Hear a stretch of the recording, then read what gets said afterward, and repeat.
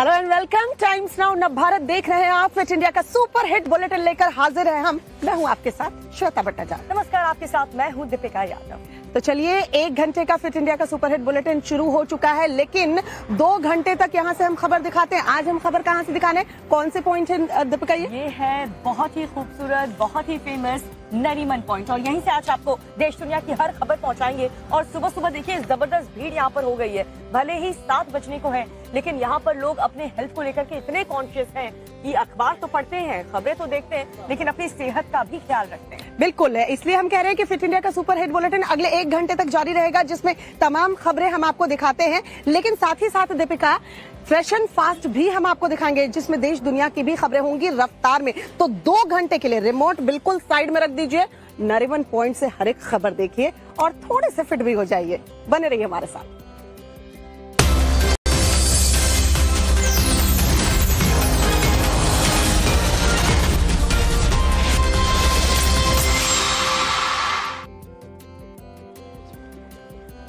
तो चलिए श्वेता, सबसे पहले खबर ऐसी कोई बताते हैं दर्शकों को जिसे देख करके जो हमारे दर्शक हैं वो भी दंग रह जाएंगे। अगर आप देख भी लेंगे तो आपकी आंखों को यकीन नहीं होगा। दरअसल ये खबर है आईटी रेड की, जो कि कांग्रेस के राज्यसभा सांसद के घर पर पड़ी है। झारखंड के ये कांग्रेस के सांसद बताए जा रहे हैं धीरज साहू, और आईटी रेड जब हुई है तो इनके ठिकानों से पैसों की इतनी संख्या में गड्डियां मिली है कि गिनने के लिए मशीन बुलानी पड़ी है। पूरी खबर आपको दिखाते हैं। सुबह सुबह ना पैसों के लक्ष्मी के कह सकते हैं आपको दर्शन होंगे। और आप देखिए जरा कि घर में ठिकानों पर कितनी पैसे के बंडल इन्होंने रख रखे हैं। इस रिपोर्ट में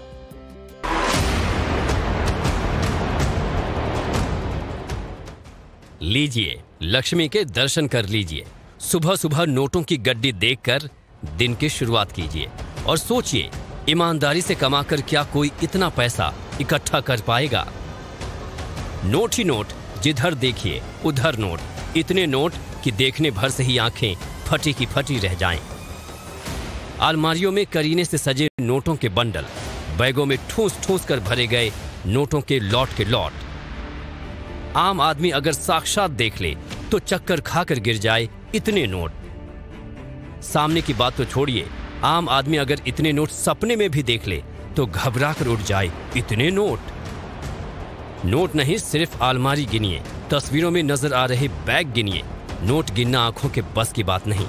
चलिए जान लीजिए कि कितनी अलमारियां हैं और कितने नोट। पुनः कहूंगा, 9 अलमारियों में 100 करोड़ रुपए से ज्यादा की नकदी आईटी के छापे में मिली है। और 2 तस्वीरें आपके समक्ष है, ये देखिए। नोट मिलने के आंकड़े पुराने हो गए। इतने नोट हैं कि नोट गिनने वाली मशीनों ने धुआं फेंक दिया। यकीन जानिए, लगातार नोट गिनने की वजह से गर्म होकर मशीन खराब हो गई। अब जान लीजिए कि ये नोट कितने हो सकते हैं। अभी तक 20 कमरे जो सील हुए हैं, 5 ही कमरे खोले गए हैं, और उस 5 कमरे में 220 करोड़ से ज्यादा अभी तक काउंटिंग हो चुकी है। यह आंकड़ा भी पुराना हो चुका है। सूत्रों के मुताबिक रेड में अब तक 300 करोड़ के नोटों की गिनती हो चुकी है। बता दें कि आईटी विभाग की ओर से ये छापे झारखंड से कांग्रेस के राज्यसभा सांसद धीरज साहू के ठिकानों पर डाले गए हैं। लाजमी है कि इतने नोट मिलेंगे तो सियासी हंगामा तो होगा ही। अब देखिए, आईटी की रेड हुई और कितने करोड़ों रुपए मिले हैं दीपिका, लेकिन बात हम प्रधानमंत्री नरेंद्र मोदी की करें, जो लगातार भ्रष्टाचार को लेकर बयान देते आए हैं। इस साल जो विधानसभा चुनाव हुए हैं, एक तौर पर देखा जाए तो तमाम राज्यों में प्रधानमंत्री नरेंद्र मोदी गारंटी के तौर पर कहते हैं ना, मोदी है तो मुमकिन है। और अभी लोकसभा के चुनाव होने, उसके पहले प्रधानमंत्री नरेंद्र मोदी ने एक और गारंटी दी है, वो भी भ्रष्टाचार को लेकर। वो गारंटी क्या है वो भी बताएंगे। जी हाँ, वो गारंटी आपको बताएंगे। लेकिन दरअसल कांग्रेस नेता धीरज साहू के घर पर आईटी की छापेमारी हुई, और उसको लेकर के बीजेपी लगातार कांग्रेस पर हमलावर है। और प्रधानमंत्री मोदी का जो लेटेस्ट पोस्ट है वो भी इसी से जुड़ा हुआ है। आपको दिखाते हैं इस रिपोर्ट में। झारखंड में हुई इनकम टैक्स की रेट को लेकर पीएम मोदी ने विपक्ष पर निशाना साधा है। पीएम ने ट्वीट कर देशवासियों को एक और गारंटी दे दी, और वो गारंटी है जनता से लूटे गए पैसों की पाई पाई की वसूली। करप्शन पर ऐसे एक्शन मोदी सरकार के कार्यकाल में ही हुए हैं। यही वजह है कि जब 300 करोड़ से ज्यादा की नकदी कांग्रेस सांसद के ठिकानों से मिली तो पीएम ने सोशल मीडिया पर लिखा, देशवासी इन नोटों के ढेर को देखें और फिर इनके नेताओं की ईमानदारी के भाषणों को सुने। जनता से जो लूटा है उसकी पाई पाई लौटानी पड़ेगी, ये मोदी की गारंटी है। भ्रष्टाचार के मुद्दे पर मोदी बेदाग दिखते हैं। तो क्या 2024 में एक बार फिर सत्ता में वापसी का ख्वाब देख रही कांग्रेस करप्शन के मुद्दे पर देश की जनता को कन्विंस कर पाएगी? कांग्रेस सांसद के ठिकानों से मिले 300 करोड़ से ज्यादा के कैश के बाद बीजेपी आक्रामक है। कांग्रेस, करप्शन, कैश, ये तीनों एक साथ चलते हैं, तभी तो ईडी और सीबीआई पर कांग्रेस सवाल खड़ा करती है। लेकिन सवाल मेरे भाई और बहनों ये है कि शराब घोटाला अगर आप छत्तीसगढ़ का देखेंगे, हजारों करोड़ का घोटाला है। महादेव ऐप पे हजारों करोड़ रुपए का घोटाला, और अब इनके ही सांसद का साथ लगते झारखंड में 200 करोड़ रुपया कैश मिल भी गया, गिनती जारी है। तो क्या अब कांग्रेस समेत पूरा विपक्ष कहेगा कि ये रेड नहीं, राजनीतिक से प्रेरित कदम है, एक तरफा कार्रवाई है? लेकिन सवाल यह है कि ऐसी कार्रवाइयां कांग्रेस समेत विपक्षी दलों के शासित राज्यों में क्यों देखने को नहीं मिलती? ये पैसा मिला है, इनकम टैक्स ने रेड माली, पैसा नगद बहुत मात्रा में मिला है, तो ये तो जांच का विषय है। इनकम टैक्स बताएगा ये पैसा किसका था, कहां से आया था, कैसे आया था। सच ये है कि कांग्रेस एक बार फिर उसी मुद्दे पर घिर रही है जो उसकी सबसे कमजोर नब्ज है। मुद्दा करप्शन का है। अगर कांग्रेस के किसी सांसद के पास से 300 करोड़ से ज्यादा के कैश मिले और उस राज्य से मिले जहां उसके इंडी गठबंधन में उसके सहयोगी हेमंत सोरेन की सरकार है, तो सवाल उठेंगे। तो नरीमन पॉइंट की खूबसूरती तो अपने आप में बहुत ही ज्यादा खूबसूरत, श्वेता आपको भी देख करके लग रहा होगा। बिल्कुल, और सुबह सुबह अलग फीलिंग है। अभी थोड़ी थोड़ी जब धूप आने लगेगी ना तो हमारे लिए मुश्किल बढ़ जाती है। लेकिन देखिए, दिखाना चाहेंगे कि कैसे आपको 7 बजे का वक्त है और आपको लगेगा कि लोग मुंबई की सड़कों पर ऐसे उतर आए, नरीमन पॉइंट के पास ही क्या आए टहलने के लिए। शाम का वक्त तो। लेकिन बीच पर हर जगह हमने यही देखा है, चाहे हम बैंड स्टैंड गए हो, जुहू बीच पे गए हो, लोग हेल्थ को लेके कॉन्शियस है और ये अच्छी बात है। और इसलिए तो हम भी कहते हैं फिट इंडिया के सुपर 8 बुलेटिन में कि खबरें भी दिखाएंगे और थोड़ा फिटनेस का ख्याल भी रखिए। तो चलिए, खबरों की बात किए हैं, अगली खबर क्या दिखाने हैं? अगली खबर देखिए, आप कह रहे हैं कि हेल्थ कॉन्शियस है, लेकिन पैसों को लेकर के भी काफी लोग कॉन्शियस होते हैं। तो मेरी खबर आईटी रेड से जुड़ी हुई है, जहां पर ओडिशा में और झारखंड में आईटी रेड के बाद हड़कंप मच चुका है और पीएम मोदी ने ट्वीट करके भ्रष्टाचार के इस मुद्दे को और भी ज्यादा उछाल दिया। ऐसे में सवाल ये उठता है कि जिनके घर पर रेड हुई है, धीरज साहू, आखिर वो है कौन? बिल्कुल, कुंडली दिखाते धीरज साहू के, क्योंकि 300 करोड़ से ज्यादा अकूत खजाना जो मिला है आईटी रेड में, तो सवाल ये उठ जाता है कि सियासत के अलावा किसी कारोबार से भी जुड़े हैं। कैसे आखिरकार इतना पैसा इनके ठिकानों से बरामद हुआ है? जरा इनकी कुंडली देखिए। नोटों का अगर इतना बड़ा खजाना निकलेगा तो फिर हंगामा तो मचेगा ही। ये खजाना कांग्रेस सांसद धीरज साहू के ठिकानों से मिले हैं। चलिए अब आपको धीरज साहू के बारे में ज्यादा डिटेल में बताते हैं। पहले बात उनके राजनीतिक कनेक्शन की। तो धीरज साहू तीसरी बार कांग्रेस की तरफ से राज्यसभा सांसद हैं। धीरज साहू संसद की कई अहम समितियों में भी रह चुके हैं। भारत जोड़ो यात्रा के दौरान राहुल गांधी के कदम से कदम मिलाकर साथ दिया था। धीरज साहू के भाई शिव प्रसाद साहू रांची से कांग्रेस सांसद रह चुके हैं। धीरज साहू का राजनीतिक अनुभव कम और उनका बिजनेस ज्यादा महत्वपूर्ण है। लेकिन पहले उन्होंने 2018 के राज्यसभा चुनाव के हलफनामे में अपनी आमदनी और देनदारी के बारे में क्या बताया था, ये जान लीजिए। 2018 के चुनावी हलफनामे के मुताबिक धीरज साहू की कुल संपत्ति करीब 35 करोड़ रुपए है। धीरज साहू पर कुल 2 करोड़ 36 लाख रुपए का कर्ज है। सोचिए, 2 करोड़ 36 लाख रुपए का कर्ज जिस इंसान पर हो, उसके ठिकानों से 300 करोड़ रुपए मिल रहे हैं। कहीं कर्ज और होता तो पता नहीं कितना कैश मिलता। चलिए अब ये जान लीजिए कि आईटी रेड को लेकर धीरज साहू ने क्या कहा। सर, आईटी रेड पे क्या कहना चाहेंगे सर? सर 300 करोड़ की राशि इकट्ठी हुई है सर, 300 करोड़। पीएम ने भी ट्वीट करते हुए बोला है सर कि जनता का लूट के ये पैसा इकट्ठा किया गया है। कुछ कहना चाहेंगे सर?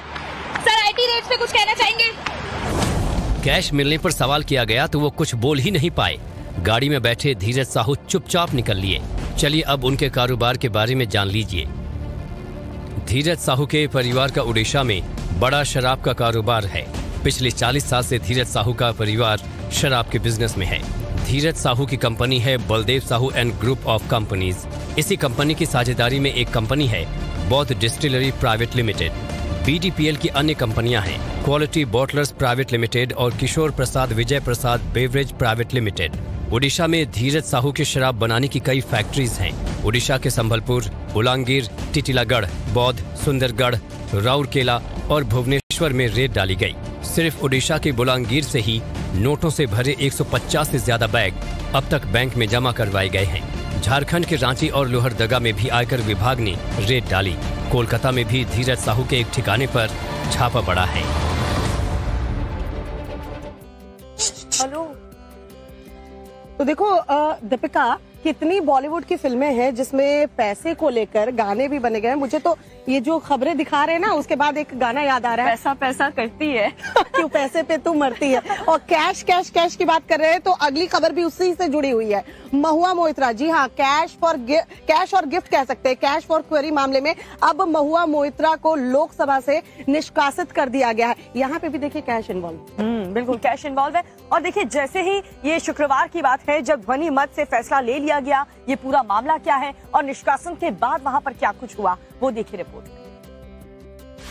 कैश और गिफ्ट लेकर सवाल पूछना महुआ मोइत्रा को भारी पड़ गया। शुक्रवार को संसद में महुआ मोइत्रा के मुद्दे पर जमकर हंगामा हुआ। महुआ मोइत्रा पर एथिक्स कमेटी की रिपोर्ट संसद में पेश की गई, जिसके आधार पर महुआ की सदस्यता को रद्द करने का फैसला लिया गया। लेकिन इसके बाद विपक्ष ने हंगामा शुरू कर दिया। संसद से बाहर निकली महुआ के साथ राहुल गांधी और सोनिया गांधी भी बाहर आ गए। मतलब ये दिखाने की कोशिश की गई कि इस मामले में पूरी इंडी गठबंधन एकजुट है। सदस्यता जाने के फैसले का महुआ मोइत्रा ने विरोध किया और उसे जल्दबाजी में लिया हुआ फैसला करार दिया। There is no evidence of any cash, of any gifts anywhere. If this Modi government thought that by shutting me up, they are going to do away with the Adani issue, let me tell you this, that this kangaroo court has only shown to all of India that the haste and the abuse of due process you have used demonstrates how important Mr. Adani is to you and to what length you will go to harass a single woman MP into shutting her into submission. सुना आपने, महुआ ने साफ कहा कि एक महिला को परेशान करने के लिए निष्कासन का फैसला लिया गया। वहीं टीएमसी अध्यक्ष ममता बनर्जी ने भी अपनी पार्टी के नेता महुआ मोइत्रा का पक्ष लिया और उनके सदस्यता के मुद्दे पर बीजेपी के खिलाफ जमकर निशाना साधा। Today I congratulate the Indian Alliance. All they are together. We are united. They fight back, and party fully supporting Mahua's case.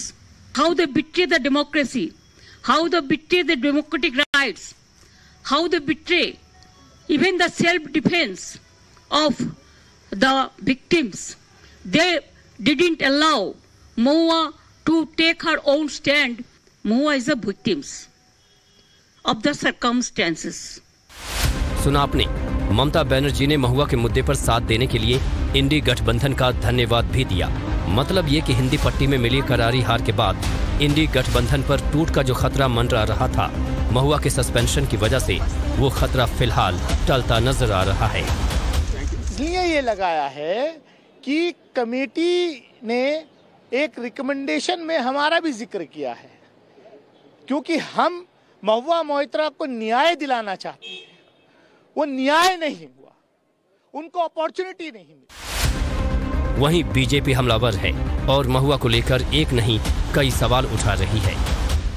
बात यह है कि 2013 तक महुआ मोइत्रा इनकम टैक्स पे ही नहीं थी, 0 रुपया पे करती थी, और उसके बाद 5 वर्षों में कैसे उन्होंने 35 देशों की यात्रा की है, यह बताना चाहिए। जबकि बिल्कुल साफ ये कहा जाता है कि अगर आप विदेश यात्रा कर रहे हैं तो आपको गृह मंत्रालय से FCRA क्लियरेंस लेना है। लेकिन महुआ की मुश्किलें अभी खत्म नहीं हुई हैं। उनके खिलाफ CBI ने जांच शुरू कर दी है। बता दें कि लोकपाल ने 8 नवंबर को राष्ट्रीय सुरक्षा को दांव पर लगाने और भ्रष्टाचार में लिप्त होने के लिए आरोपी महुआ मोइत्रा के खिलाफ CBI जांच का आदेश दे दिया था।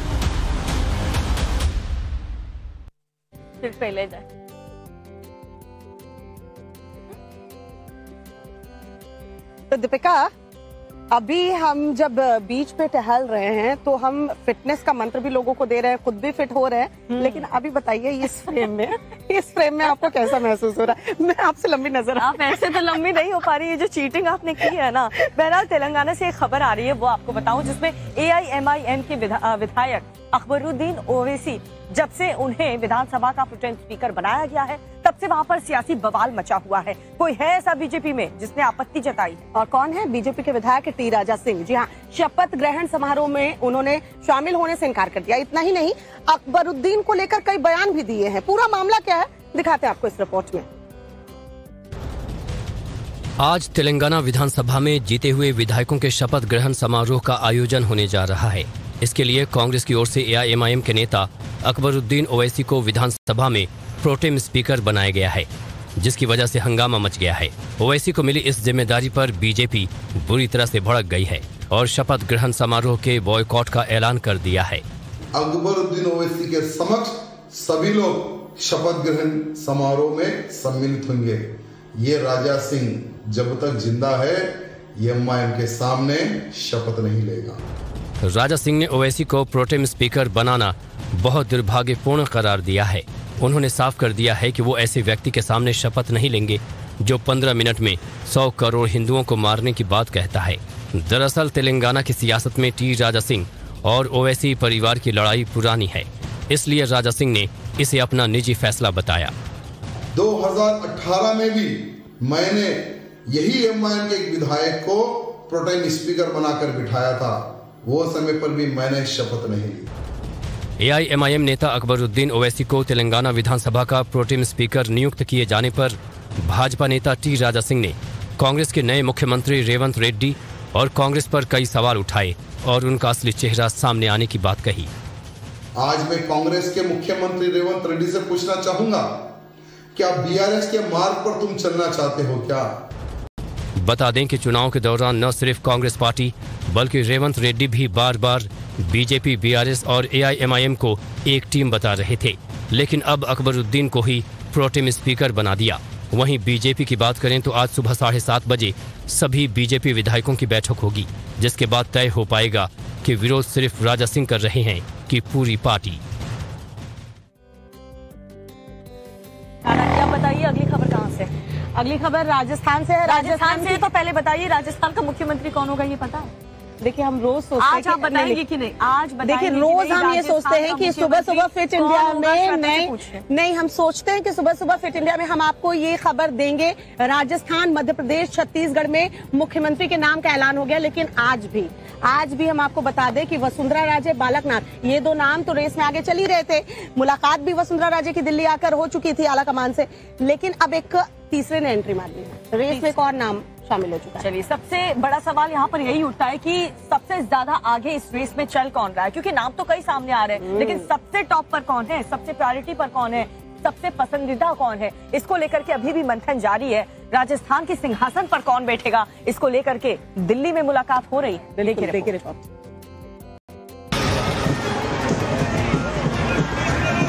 वक्त बढ़ता जा रहा है, सस्पेंस गहराता जा रहा है। कौन संभालेगा राजस्थान का राज, ये अब तक तय नहीं हो पाया है। सूत्रों की माने तो अब राजस्थान में CM की रेस में एक नया नाम सबके आगे चल रहा है। ये वो नाम है जो सूत्रों के मुताबिक वसुंधरा राजे को पीछे छोड़ दिया है। ये वो नाम है जिसने बाबा बालकनाथ को भी पछाड़ दिया है।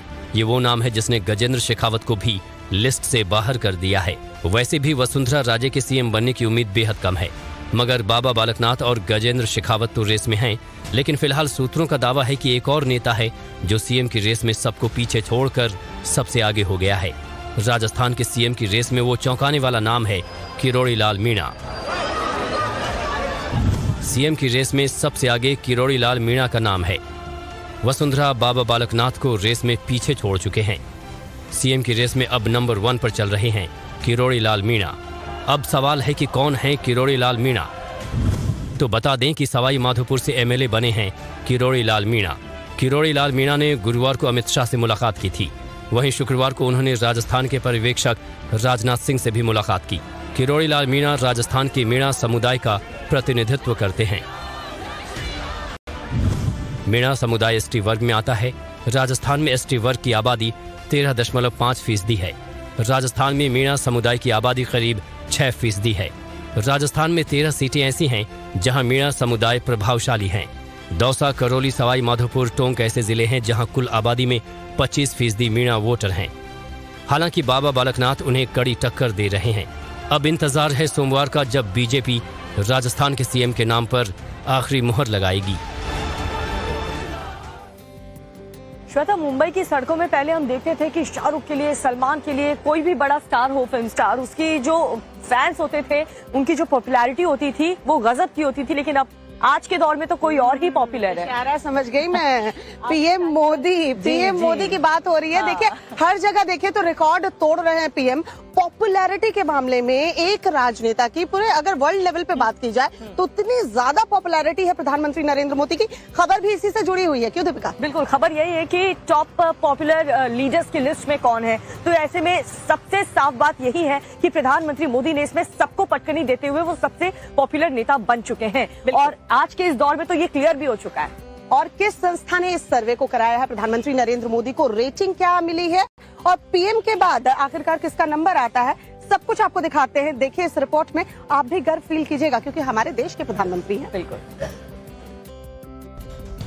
पीएम मोदी फिलहाल भारत के सबसे ज्यादा पॉपुलर लीडर हैं। चाहे विपक्ष हो या सत्ता पक्ष, कोई भी नेता पॉपुलैरिटी में उन्हें टक्कर नहीं दे पाता। लेकिन ये बात सिर्फ देश के लिए नहीं है, भारत के अलावा अब पूरी दुनिया में भी पीएम मोदी ही सबसे ज्यादा पसंदीदा नेता हैं। मॉर्निंग कंसल्ट एजेंसी की रिपोर्ट के मुताबिक पीएम मोदी की अप्रूवल रेटिंग फिलहाल 76% है, जो कि दुनिया के किसी भी अन्य नेता से काफी ज्यादा है। पीएम मोदी की पॉपुलैरिटी का अंदाजा आप इसी बात से लगा सकते हैं कि अप्रूवल रेटिंग के मामले में उनके बाद दूसरा नाम मेक्सिको के राष्ट्रपति एंड्रेस मैनुअल लोपेज ओब्रेडोर का है, जिनकी रेटिंग 66% है। यानी दोनों नेताओं के बीच की पॉपुलैरिटी का अंतर 10% का है। जबकि तीसरे पर स्विट्जरलैंड के एलेन बर्सेट हैं, उन्हें 58% रेटिंग मिली है। वहीं चौथे नंबर पर 49% रेटिंग के साथ ब्राजील के राष्ट्रपति लुला डिसिल्वा हैं। वहीं पांचवें नंबर पर 47% रेटिंग के साथ ऑस्ट्रेलिया के पीएम एंथनी अल्बनीज हैं। मतलब साफ है, चाहे देश हो या विदेश, पॉपुलैरिटी के मामले में कोई नहीं लगा सकता पीएम मोदी से रेस।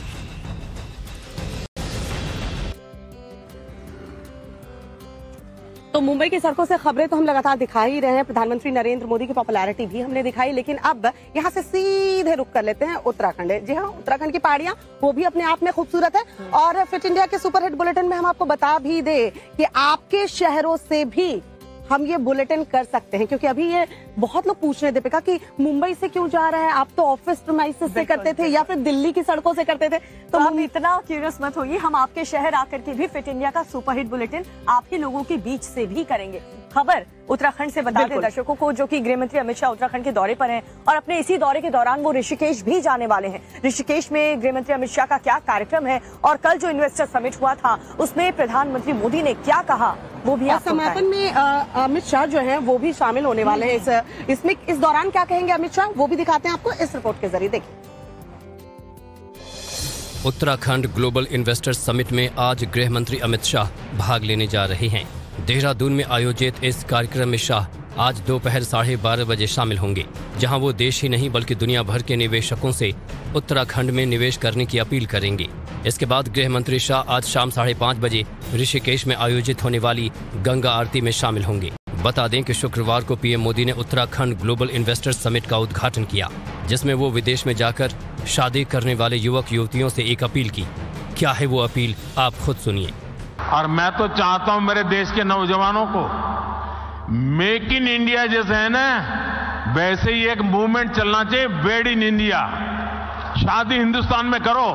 सुना आपने, पीएम मोदी ने वेड इन इंडिया मूवमेंट चलाने की अपील की। साथ ही ये भी कहा कि यह दशक उत्तराखंड का है। बता दें कि आज इस समारोह का समापन होना है। तो नरीमन पॉइंट पे हम बहुत बिंदास तरीके से श्वेता घूम तो रहे हैं और हमारी तरह हजारों लोग यहाँ पर घूम रहे हैं। हजारों ही हम कहेंगे, क्योंकि सुबह सुबह 5 बजे से ही लोग यहाँ पर आना शुरू हो गए।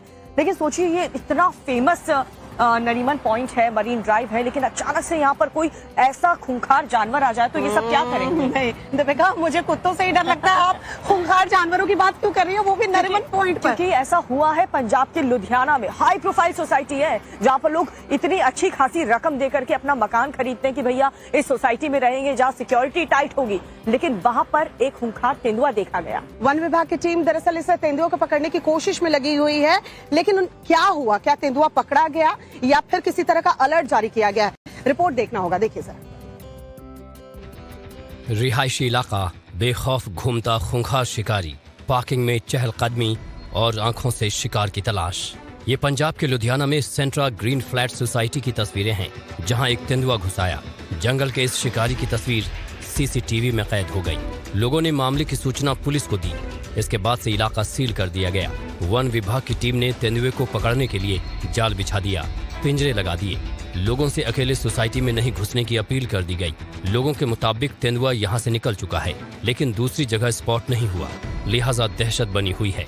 ऐसे में वन विभाग की टीम भी सोसाइटी में ही मौजूद है। लोगों से अलर्ट रहने को कहा गया है। बच्चों को स्पॉट एरिया में नहीं जाने की चेतावनी जारी की गई है। साथ ही हालात की निगरानी की जा रही है।